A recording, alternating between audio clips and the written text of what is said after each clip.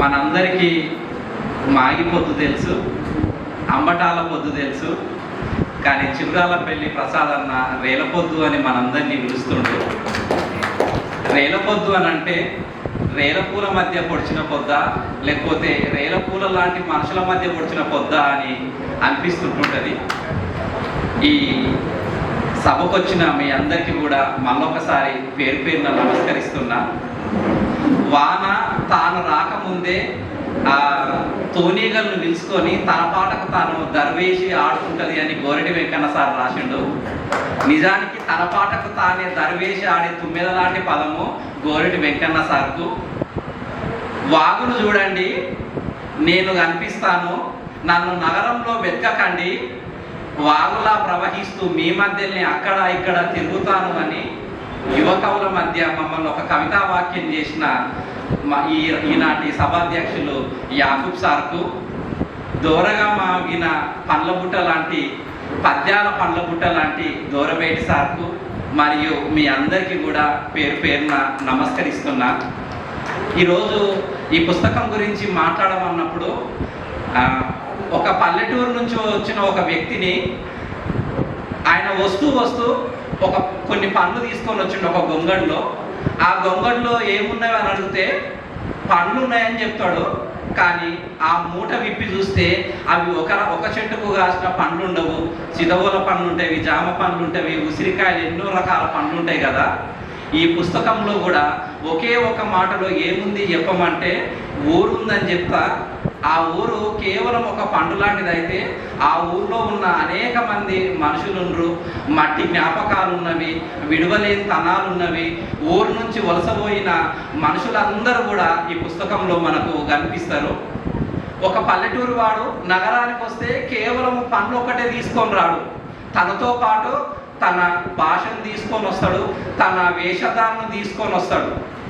చిగురాలపల్లి ప్రసాద్ అన్న కూడా తాను ఈ కవిత్వంలోకి అతను ఒక్కడే కాకుండా వాళ్ళ ఊరి భాషను తీసుకొని వచ్చిండు, వాళ్ళ ఊర్లో ఉన్న మనుషుల గాథలను పట్టుకొని వచ్చిండు. నిజానికి అట్టడుగు జీవితాల్లో మనం ఏదైనా ఒక నీళ్ళు మొత్తం ఒక దగ్గర ఉన్నప్పుడు పేరుకొని ఉంటే ఆ అడుగున కొంత మట్టి పేరుకొని ఉంటుంది కదా, అట్లా మన అట్టడుగు జీవితంలో ఆ కన్నీళ్లు వేరుకొని ఉంటే ఈ పుస్తకంలాగా ఉంటుందేమో అని నాకు అనిపిస్తుంది. ఊరోళ్ళందరూ కలిసి ఒక చెట్టు నీడ కూర్చొని వాళ్ళ ఆపత్సాపం చెప్పుకుంటే ఈ పుస్తకంలాగా ఉంటుంది అని నాకు అనిపిస్తుంది. ఊర్లో ఉన్న జీవితాలంటే కేవలం మనం కష్టాలు, కన్నీళ్ళు, పేదరికాలు అని చెప్తుంటాం కదా, కానీ వీటితో పాటు ఎన్నో ప్రేమలు ఉంటాయని ఈ పుస్తకం మనకు చెప్తుంటుంది. నిజానికి మనము ఎన్ని సభలు చూసినా కూడా కవి ఫోటో ఒకటే మనకు కనిపిస్తుంది, కానీ కింద కొంతమంది అమ్మలు అయ్యలు కనిపిస్తున్నారు కదా. వాళ్ళందరూ ఎవరంటే చిగురాలపల్లి అన్న వాళ్ళ నాన్నమ్మకు 6 మంది కొడుకులు ఉంటే ఆ 6 మంది కొడుకుల ఫోటోలు ఆ అమ్మల ఫోటోలు వేసిండ్రు అనమాట. ప్రేమలకు ఎంత విలువిస్తాడు అని చెప్పడానికి ఇది ఒక ప్రత్యక్ష ఉదాహరణ. అన్న తన కవిత్వం గురించి చెప్పిండు. ఏమని చెప్పిండంటే తాత ముత్తాతల వారసత్వమే, తాత ముత్తాతల గురించి చెప్పడమే నాకు కవిత్వం అని చెప్పిండు. నిజానికి చిగురాలపల్లి ప్రసాద్ అన్న కేవలము వాళ్ళ తాత గురించి, వాళ్ళ ముత్తాత గురించి మాత్రమే చెప్పలేదు. మనము ఊరి పొలిమేర నుంచి మొదలు పెడితే ఎదురొచ్చే ప్రతి మనిషి గురించి కూడా చెప్పిండు. ఒక లిస్టు రాసుకున్న నేను ఎంతమంది మనుషులు ఇంట్లో అని. నిజానికి నేను పరిగి దగ్గర ఉన్న ఎర్రగడ్డపల్లి ఊరుకు లేదు, కానీ ఈ పుస్తకం చదువుతుంటే ఎర్రగడ్డపల్లి ఊరుకు పోయినా అట్లాంటి తెలంగాణలో ఎన్నో ఊర్లు కూడా నేను చూసి వచ్చిన. అందులో ఆ ఊర్లో ఉన్న మనుషుల స్వభావాలు ఎట్లాంటివి, వాళ్ళ నైపుణ్యం ఎట్లాంటిది, వాళ్ళ అమాయకత్వం ఎట్లాంటిది, అట్లాంటి గుణాలు కూడా మనము చూస్తుంటాము. ముందుగా ఈ పుస్తకంలో మనకు కనిపించే వ్యక్తులు వాళ్ళ నాయన పెద్ద సాయన్న ఎక్కడ తీగ తెగిపోతే అక్కడ వాళ్ళే మనిషి. ఎట్లాంటి మనిషి అంటే తమ్మం లాంటి మనిషి. ఆయన తంబాలు ఎక్కుతుంటాడు కాబట్టి కవి తమ్మం లాంటి మనిషి అన్నాడు. అట్లా వాళ్ళ నాయన కనిపిస్తాడు. ఇంకా కొంచెం ముందుకు పోతే వాళ్ళ అమ్మ రాజమ్మ కనిపిస్తుంది. ఆ రాజమ్మ ఎట్లాంటిదంటే కళ్ళు తాగకుంటే కాలు చేతులు గుంజుతాయిరా అంటూ బువ్వమ్మ దుకాణం కాడికి ఉరికి రమ్మంటుండే అని వాళ్ళ అమ్మ గురించి చెప్తాడు అనమాట. పొద్దుందాకా కష్టం చేసి కొంచెం ఇంకా కళ్ళు తాగితే పానము మంచిగా అవుతుందేమో అనుకుని ఎంతోమంది తల్లుల మనస్తత్వం మనకు రాజ్యంలో కనిపిస్తుంది. ఇంకా కొంచెం దూరం పోతే ఇసుపెద్దప్ప కనిపిస్తాడు. ఇసుపెద్దప్ప ఊర్లో బోనాలు కొడితే, అరే ఈసారి బోనాల పండుగకు డప్పు కొట్టిరు కదా, నా పెద్ద బిడ్డను దోలుకొద్దాం అనుకొని కనిపిస్తుంటాడు మనకు ఇసుపెద్దప్ప.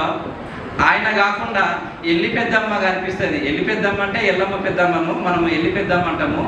ఆ పెద్దమ్మ ఏంటంటే ఆ డప్పు కొట్టే ఇసు పెద్దప్ప చనిపోయిండు కదా, ఈసారి ఎవరన్నా డప్పు కొడుతుంటే అయ్యో పోయినసారి మా ఆయన ఉన్నాడు డప్పు కొట్టిండు, ఈసారి మా ఆయన లేడు కదా అని ఆయనను తలుసుకొని ఒక కత్వలాగా మారే ఎల్లి పెద్దమ్మ ఈ కవిత్వంలో మనకు కనిపిస్తుంది.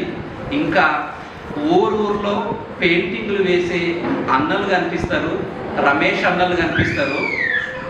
పండుగకు కొత్త బట్టలు తెచ్చిన మా రమేష్ అన్న చేతిని పట్టుకొని చూసిన, పండుగకు కొత్త బట్టలు తెచ్చిన మా రమేష్ అన్న చేతిని పట్టుకొని చూసిన, పట్నంలో మొలిచిన కొత్త బంగ్లాల అడ్రాసు అరచేతికి గోరింటాకాయ మెరిసింది అని చెప్తాడు అనమాట.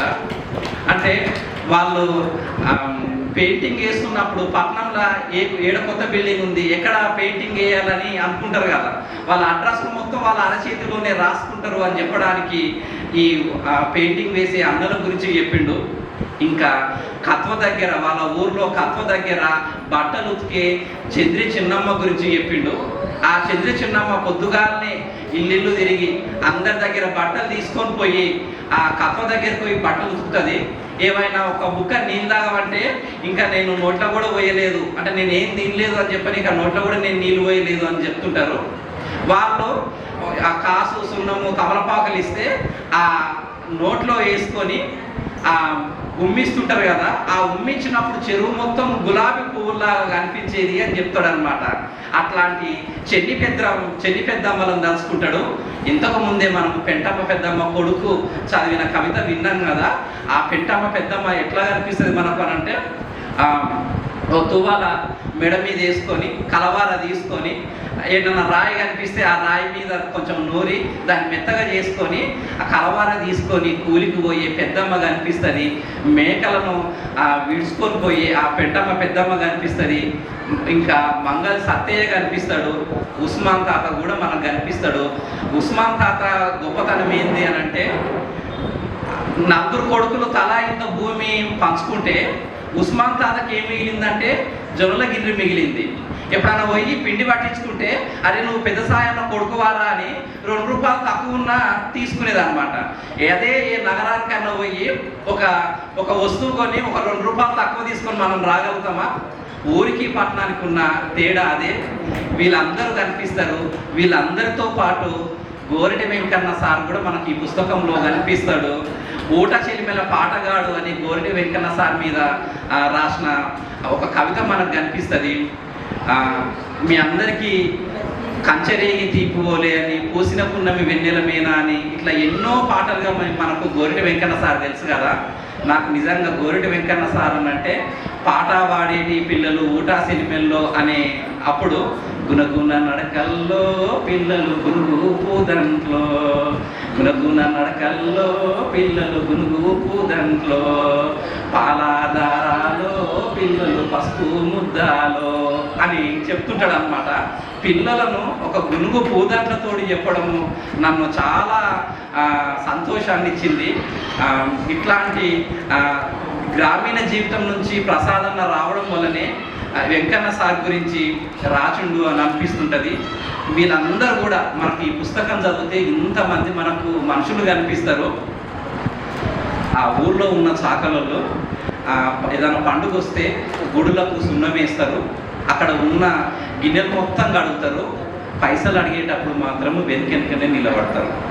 అట్లా వెనుకెనుక నిలబడే పల్లెటూరి తల్లుల అమాయకత్వాన్ని చివరాలపల్లి ప్రసాదన్న తన కవిత్వంలోకి తీసుకొని వచ్చిండు. ఆ మేకలు తీసుకొని పోయి నమోజ్ గడ్డంతా కలిసి తల్లుల శ్రమ మొత్తము తీసుకొని వచ్చిండు. ఇట్లా ఇది కేవలము ఎర్రగడ్డపల్లి చరిత్రనే కాదు, ప్రతి ఊరి చరిత్ర అని నాకు అనిపిస్తుంది. అన్న చేసిన ఒక మంచి పని ఏంటంటే కవిత్వంలో కథ చెప్పడం అనే నిర్మాణాన్ని తీసుకొని వచ్చిండు. మీరు ఏ కవితనైనా చదవండి, అది మొత్తం ఒక కథను పోలి ఉంటుంది. కథ చెప్తున్నట్టు వాళ్ళందరినీ పరిచయం చేస్తున్నట్టు మనకు కనిపిస్తుంటుంటుంది. ఇంకా మీరు ఏ ముగింపు తీసుకున్నా కూడా, ఒక చేదుడు బావి గురించి తీసుకున్నా, కత్వ గురించి తీసుకున్నా, పందిరి కుంజల గురించి తీసుకున్నా కూడా, ఒకప్పుడు ఒక చేదుడు బావి ఎంత కలకలలాడేది మనుషులతోటి.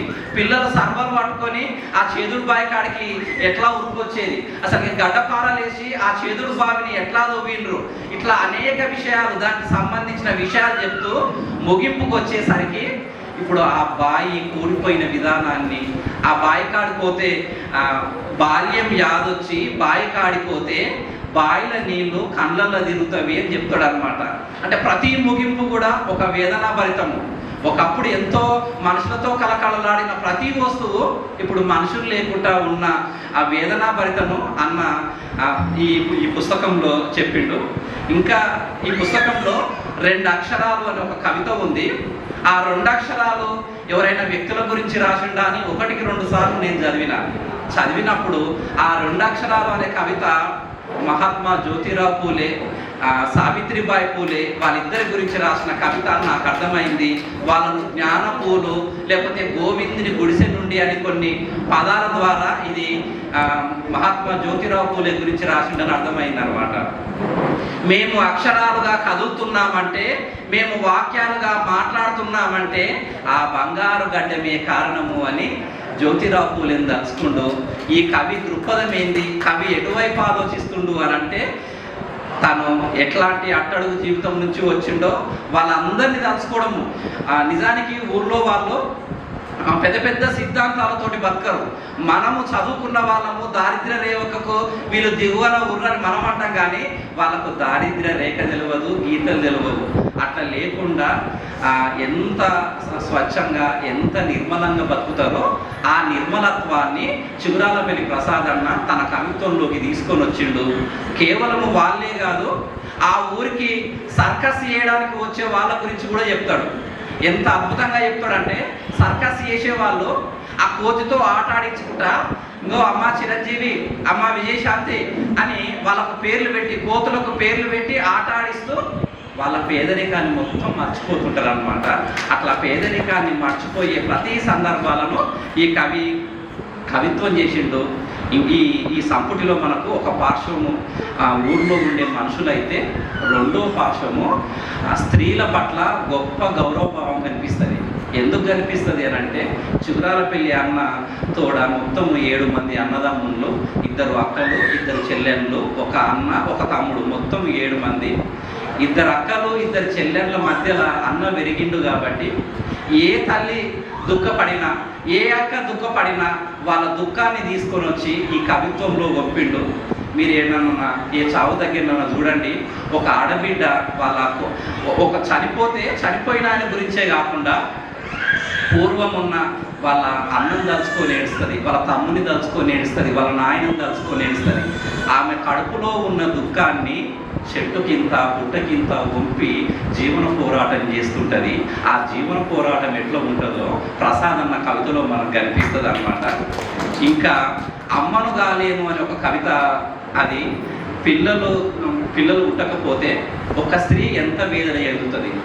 ఎవరైనా ఒకరు వచ్చి నువ్వు గొడ్రాలు దానివి అని అన్నప్పుడు, ఆడ ఏదైనా మందు డబ్బా ఉంటే ఈ మందు డబ్బా తీసుకొని నేను చచ్చిపోతే బాగుండు అన్నంత బాధ ఉంటుంది కదా, అట్లాంటి బాధను అమ్మను గాలేను అనే కవితలో చదువుతుంది. ఏడ రాయి కనిపిస్తే ఆ రాయికి బొట్లు పెట్టి దేవుడా నువ్వు నా కడుపులా పడితే బాగుండు అని ఎంత తపన పడతారో అట్లాంటి తల్లుల గురించి రాసిండు. కుట్లు పడ్డ బతుకు అనే కవితలో భర్త చనిపోయిన తర్వాత ఒక ఒంటరి మహిళ ఎంత పోరాటం చేయవలసి వస్తుందో దాని గురించి కూడా రాసిండు అనమాట. ఇందులోని కుట్లు పడ్డ బతుకు అనే కవితలోనే అర్ధరాత్రి పూట తలుపు సప్పుడైతే ఆమె భయంగా నిద్రలేస్తుంది. ఎందుకంటే ఏ మొగదిక్కు లేదని కదా, ఎవరు వచ్చిర్రు అని భయపడుతుంది. భయపడ్డ తర్వాత ఆమె కొడుకులను బిడ్డలను కొడుతుంది. వాళ్ళు ఏడిస్తే వచ్చిన వాళ్ళు వెళ్ళిపోతారేమో అని. అట్లాంటి జీవితాలను గడిపే ఒంటరి మహిళల గురించి మన కుట్లువాడ బతుకు కవితలో అన్న రాసిండు. నిజానికి ఈ పుస్తకంలో మనకు మసిబట్ట మీద, చాట మీద, పట్టగొలుసుల మీద కొన్ని కవితలు ఉన్నాయి కదా, అవన్నీ కూడా స్త్రీలు కేంద్రకంగా చేసుకొని రాసినవి. మసిబట్ట గురించి రాస్తే అది కేవలం మసిబట్ట యొక్క రూపురేఖల గురించి రాసినట్టు కాదు. ఆ మసిబట్టను పట్టుకొని ఉవ్వకుండను దించే తల్లి చేతులను దర్చుకునే కవిత అన్నమాట. పట్టాగొలుసుల కవిత కూడా ఇంత ముందుకు మనము విన్నాం కదా.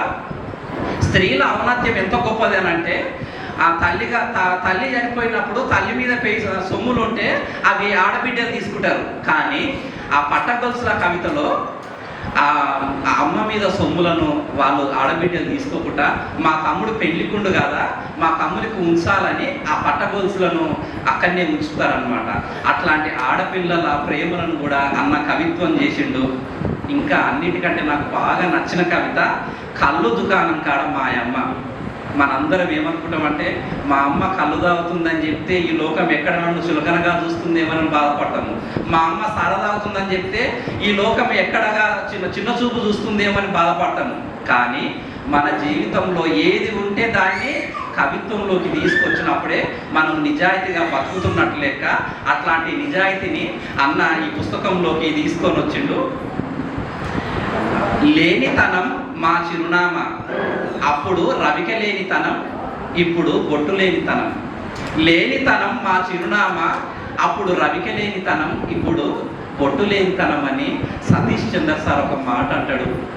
మన జీవితంలో కూడా బొట్టు లేని తనాలు ఎట్లుంటాయి, రవిక లేని తనాలు ఎట్లుంటాయో ఈ ఈ కవిత్వంలో మనకు చెప్పిండు. వీళ్ళందరూ స్త్రీలకు సంబంధించిన విషయాలు. వీళ్ళతో పాటు అన్నను ప్రేమించి పెళ్లి చేసుకున్న వదినమ్మ కూడా ఈ సంకలనంలో మనకు కనిపిస్తుంది. అన్న ఇంత గొప్ప కవిత్వం రాయడానికి, అన్న మౌన ఋషిలాగా ఉన్నా కూడా ఇల్లు మొత్తాన్ని సర్దుకొని రావడానికి కారణమైన వదినమ్మ గురించి తొలి ప్రేమ అనే కవితలో చెప్పిండు. నిన్న ఇంటికి వచ్చినప్పుడు, వదినమ్మ మీరు ఏమన్నా కవిత్వం రాయకపోయిరా అని అడిగితే, ఇల్లే నాకు పుస్తకము, ఇంటిని మించిన పుస్తకం ఏముంటుంది, ఈ ఇంట్లో మొదటి పేజీ మా ఆయన, రెండో పేజీ నా పిల్లలు, వీళ్ళని చదవడానికి నాకు సగం సమయం సరిపోతుంది అని చెప్పింది అనమాట. అట్లా కవిత్వము రాస్తూ కొంతమంది జీవిస్తారు, కవిత్వంగా కొంతమంది జీవిస్తారు. అట్లాంటి తన భార్య గురించి కూడా ఈ పుస్తకంలో చెప్పిండు. ఒక కవి గొప్పతనం ఎప్పుడు అర్థమవుతుందంటే, వస్తువులను తీసుకొని వచ్చినప్పుడే కాదు, దాన్ని ఎంత ఆకర్షణీయంగా, ఎంత హృదయానికి అతుకునేటట్లు చెప్తే అది అంత గొప్ప కవిత్వం అవుతుంది. ఈ కవిత్వంలో కూడా చాలా పోలికలు, గ్రామీణ జీవితానికి సంబంధించిన పోలికలు. ఉదాహరణకు మనము పోగు అని చెప్పినాం అనుకోండి, పోగు అని చెప్తే ఒక్కొక్కరు ఒక్కొక్కలాగా అర్థం చేసుకుంటారు. ఉదాహరణకు ఒక గొల్ల కుర్మల కాడిపోతే పోగు అని చెప్తే చెవి పోగు అని అర్థం చేసుకుంటారు. అదే పద్మశాలి కుటుంబం దగ్గరికి వెళ్తే దార పోగు అని చేస్తారు. అదే ఒక కటిక వాళ్ళ దగ్గరికి వెళ్తే మాంసం పోగు అని చెప్తుంటారు అన్నమాట. పదము ఒకటే, కానీ జీవితంలో వాళ్ళు వచ్చిన దాని నుంచి ఒక్కొక్కరు ఒక్కొక్కలాగా అభివ్యక్తీకరిస్తారు కదా. అట్లా మన ప్రసాద్ అన్న నాయనను తంబామాసంటి మనిషిని ఎట్లా చెప్పగలిగిండు అని అంటే, నాయన తంబాలెక్కి వాళ్ళను చదివించడం వల్ల, వాళ్ళ జీవితాల్లోకి వెలుగు తీసుకురావడం వల్లనే ఆ పదాన్ని వాడిండు అని అనిపిస్తుంది. ఇంకొక దగ్గర ఈ ఆయతారం బోనాల్లో అని సాటింపు చేయగానే ఆ రోజంతా మనసు యాపకొమ్మ పూతవుతుంది అని చెప్పిండు అనమాట. ఆ మనసు ఒక యాపకొమ్మలాగా ఊస్తుంది అని చెప్పడము ఎంత అందమైన పోలికనో. అసలు బోనాల పండుగ అప్పుడు యాప నీళ్ళు తీసుకొని మనం శిగాలు ఊతాం కదా, అటు పండుగకు సంబంధించిన వాతావరణం వస్తుంది, ఆయన మనసు ఎంత సంతోషంగా ఉందో చెప్పడానికి కూడా వస్తుంది అనమాట. ఇట్లాంటి పోలికలు చాలా ఉన్నవి. ఈ పుస్తకంలో మనం ప్రధానంగా మాట్లాడవలసింది భాష గురించి. ఈరోజు చాలా వరకు ఏమనుకుంటున్నారంటే, మేము ఊరి భాషలో రాస్తే ఇది తక్కువ కవిత్వమేమో, లేకపోతే ఈ కవిత్వం ఎవరు చదవరేమో, ఈ కవిత్వం ఎవరికి అర్థం కారేమో అని అనుకుంటున్నారు. కానీ ఇప్పుడు మొత్తము సబాల్టర్న్ యుగం నడుస్తుంది. అణచివేయబడిన బహుజన కుటుంబాల్లోంచి కవులు వస్తున్నారు. వాళ్ళు మాట్లాడిందే కవిత్వము, వాళ్ళ జీవితమే కవిత్వము అని చాటి చెప్తున్నారు. అట్లాంటి గొప్ప భాష ఇందులో ఉంది. నిజానికి షేక్స్పియర్ మనం ఇప్పుడు గొప్పగా చెప్పుకుంటున్నాం కదా, షేక్స్పియర్ ఏ భాషలో రాసిండంటే లండన్లో ఉన్న మాండలిక భాషలో రాసిండంట. అదేవిధంగా మనము రవీంద్రనాథాన్ని మనం ఎంతో కీర్తిస్తున్నాం కదా, రవీంద్రనాథ్ రాసింది కూడా బెంగాలీ మాండలికంలో రాసిందంట. ఇది బోధరాజు రాధాకృష్ణ ఒక వ్యాసంలో చెప్తాడు. అంటే మాండలికము ఆ కవితకు జీవం తెచ్చేదే కానీ ఆ అప్రామాణికతను తెచ్చేది కాదు అని చెప్పిండు. నాకెంతో ఇష్టమైన కవి హెల్దేర్ నాగు, ఆయన సంబల్పురి ఆ కోసల భాషలో రాసిండు. ఒక 10-15 పుస్తకాలు రాసిన తర్వాత రాజ్యాంగము ఆ పుస్తకాలను చూసి రాజ్యాంగ భాషలో సంబల్పురి కోసల భాషను కూడా చేర్చిందంట. ఒక కవి భాష ఎంత ప్రభావం చూపిస్తుందో మనకి ఈ సంఘటన ద్వారా అర్థమవుతుంది. అయితే ఈ పుస్తకంలో కూడా కొన్ని పదాలు నాకు అర్థం కాలేదు. అంటే ఏంటంటే ఇలక్కాయ బర్కనీకి పోయిందని రాసిండు. నిజానికి పాలమూర్లలో బుడ్డలు అంటారు, లేకపోతే పల్లీలు అంటారు.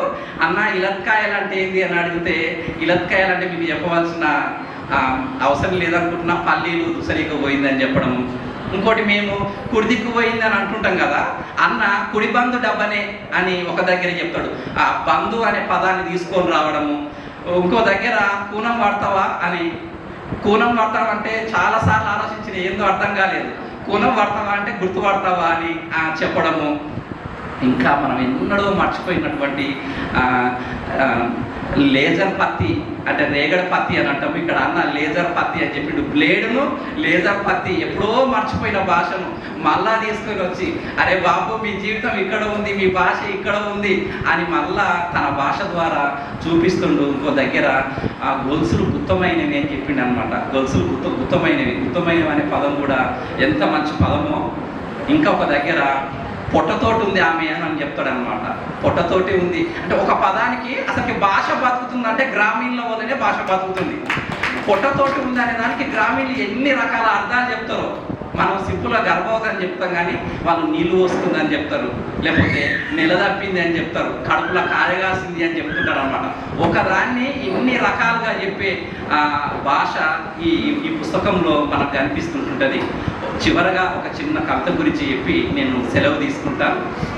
ఈ పుస్తకం మొత్తంలో కూడా అన్న ఏం చేస్తుందంటే, ప్రపంచీకరణ తర్వాత మనము ప్రేమను మర్చిపోయినాము, హడావిడి లైఫ్లో ఒక మనిషిని వల్కరించడం మర్చిపోయినాము.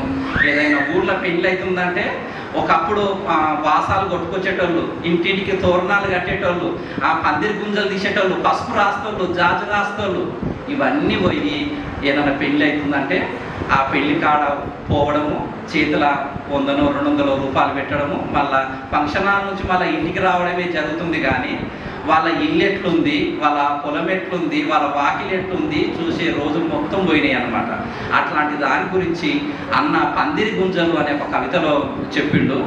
ఇప్పుడు పెళ్ళంటే ఇంటికి 4 గుంజలు నాటి ఊరంతా ఫంక్షన్ హాల్ కాడ ఉరుకులాడుతుంటారు. గుర్తు లేనోడు కూడా పెళ్లికి వచ్చి గులిగిపోతుంటే 12 గుంజల పందిరి మళ్ళీ యాదికి వస్తుంది అని మళ్ళా ఆ 12 గుంజల పందిరిని గుర్తు చేసుకుంటుండు, అప్పటి ప్రేమల్ని బతికించుకుంటుండు. ఈ పుస్తకంలో నీకు నచ్చిన కవిత ఏది అని చెప్పమంటే, నేను మొదటి కవితగా చాట అనే కవితను నేను చెప్తా. ఆ చాట కవిత నాకు చాలా ఇష్టము. ఒక ఎత్తుగడ చూడండి ఎట్లా ఉంటుందో. మా ఇంటి చాట ప్రస్థానం కొన్నేళ్ల నాటిదని గోడకున్న మొలతో మాట్లాడితే చెప్తుంది. నువ్వు పుట్టినప్పుడు చాటల పట్టలేవంటూ అమ్మ నవ్వు చాట నిండా బియ్యమయ్యేది. అమ్మ అంగడికి వెళ్ళి బస్త నిండా కూరగాయలు కొంటుంటే మమ్మల్ని కూడా కొనమని చాటలు ఎండకు చేతులు చాచి పిలిచేవి అని చెప్తుంటాడు అనమాట. అసలుకి మన జీవితం మొత్తము చాటతోటే ముడిపడ్డది కదా అనిపిస్తుంది. అంటే పిల్లలు పుట్టినప్పుడు 11వ రోజు లేకపోతే బాలసాల రోజు చాటలో వేయడము ఒక సాంప్రదాయం. ఒక సామెత కూడా ఏమంటదంటే, చాటలో పడ్డప్పుడు ఏం రాత రాసుకొని వచ్చిండో అని అంటారు. అంటే చాటలో వేసినప్పుడు ఆ బ్రహ్మదేవుడు వాళ్ళకు రాత రాస్తాడని మన ఊరిలో నమ్ముతుంటారు. అక్కడ మొదలైంది చాట ప్రస్థానం. లాస్ట్కు మనం కొంతమందిని చులకనగా చూస్తే పెట్టల పడ్డ చాట కూడా ఎన్నో రోజు అక్కడ వస్తుంది అని చెప్తారనమాట. అంటే ఎవరిని కూడా మనం తక్కువ చూడొద్దు అనే ఒక గొప్ప మానవీయ విలువను కూడా మనకు చాట నేర్పిస్తుంది. అయితే ఈ చాట కవితలో అన్న ఏం చెప్పిండంటే, అమ్మ చాటకు పెండ పూసి పసుపు రాసి ఎల్లమ్మ తల్లిని చేసేది. ఇంటి బండల మీద ఆరేసిన చాటదేహాలకు సూర్యుడు రోజంతా కాపలుండి చీకటి కాగానే పొయ్యి సూర్యుని చూస్తూ గోడకు చాట సందమామయ్యేది. అమ్మ ఎన్ని బియ్యం పెట్టాలంటూ అక్క కొత్త చాటను ఎత్తుకోగానే సగం గిలాస బియ్యము ఎక్కువనే నిండుకునేది. ఎవరైనా చుట్టాలు వస్తే అమ్మకు మొదట గుర్తొచ్చేదెవరు? సాట, గిలాస. ఆ గిలాసతోటి చెరగడము, మెరికలేరడము ఇవన్నీ గుర్తొస్తుంటాయి కదా.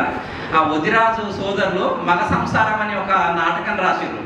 ఆ మగ సంసారంలో ఆ భార్య తల్లిగారింటికి పోతే నేను చెరుగుతా అని ఆ చాటలో బియ్యం పోసుకొని జరుగుతుంటాడు. ఎంత ఎరిగినా కూడా వాళ్ళ భార్య ఎరిగినప్పుడు ఇట్లా సౌండ్ వచ్చేది, ఈయన జరుగుతప్పుడు మాత్రము సౌండ్ వస్తలేదు అనమాట. అప్పుడు మా భార్య చేతులకు మెట్టలు పెట్టుకొని చెరిగేదేమో ఆ సౌండ్ వస్తుందని మెట్టలు పెట్టుకొని చెరిగినా కూడా ఆ శబ్దము, ఆ లయ రాలేదన్నమాట. అట్లాంటి లయ గురించి, ఆ సంగీతం గురించి నెక్స్ట్ కవితలు, నెక్స్ట్ పాదాల్లో చెప్పిండు. మా ఇంట్లో మా యవ్వ తర్వాత మా అమ్మ కొట్టే చాట సంగీతానికి బియ్యం వాసాల రాక ఎగిరి గంతులేసేవి. సోలేడు బియ్యంలో దాగిన రాళ్ళు కూడా అమ్మ కొట్టే చాట సంగీతానికి అలికిన నేల మీద పడి తెల్లటి చుక్కలయ్యేవి అని చాటను మెంతులతోటి ఎట్లా పోస్తారు, అసలు ఈ చాటను ఎల్లమ్మ దేవిలాగా ఎట్లా పూజిస్తారు అని గ్రామీణ జీవితంలో ఉన్న ప్రతి సంస్కృతిని కూడా ఒక వస్తువుని తీసుకుంటే దాంతో ముడిపడిన చిన్న చిన్న అంశాలను కూడా మరవకుండా చిగురాలపల్లి ప్రసాద్ అన్న కవిత్వం చేసిండు. మరి ఆ చాట ఇప్పుడు ఏమైంది? ఇంటికి ఎంతమంది చుట్టాలు వచ్చినా ముందు చాటతోనే మాట్లాడేది అమ్మ. అమ్మకు ఈ చాటని చేతి దోస్తూ రోజు బియ్యం జరుగుతూ కడుపు నిండా మాట్లాడుకునేటోళ్ళు. ఇప్పుడు మాట్లాడడానికి అమ్మ లేదని తెలిసాక చాట కూడా గోడకు ఫోటో అయింది అని. అమ్మ పోయింది, అమ్మతో పాటు శ్రమ సంస్కృతి పోయింది, దాంతోపాటు ఎన్నో జ్ఞాపకాలు కూడా మేకులకు వేలాడుతున్నాయని చెప్పి మళ్ళీ మనను ఆ ఊర్లోకి, ఆ పడావు పడ్డ ఇళ్ళల్లోకి, పెచ్చులుడిపోయిన గోడల్లోకి మనల్ని తీసుకొని పోయి మళ్ళీ మనల్ని మనుషులుగా చేస్తున్న చిగురాలపల్లి ప్రసాద్ అన్న. ఈ పుస్తకము ఇంత అందంగా తీసుకొని రావడానికి మన కవి సంగమము, అనంత సాహితీ ఎంతో శ్రమించిండ్రు. దాంతోపాటు బంగారు బ్రహ్మం సార్ కూడా ఈ పుస్తకాన్ని చాలా అందంగా డిజైన్ చేసిండు. వాళ్ళందరికీ పేరు పేరున నమస్కరిస్తూ ఈ రెండు విషయాలు మీతో మాట్లాడడానికి ఇంత గొప్ప అవకాశం ఇచ్చిన మీ అందరికీ పేరు పేరున నమస్కరిస్తూ సెలవు తీసుకుంటున్నాను. Thank you.